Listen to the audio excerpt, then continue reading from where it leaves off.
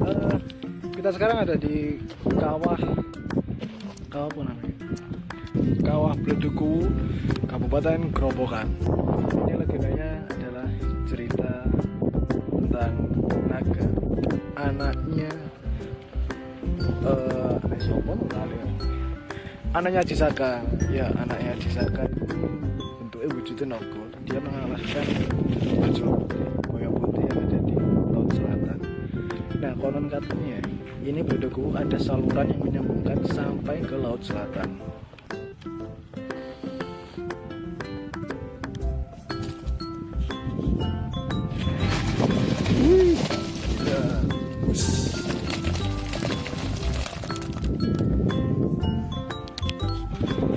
Salam Nusantara dari Bahno Production.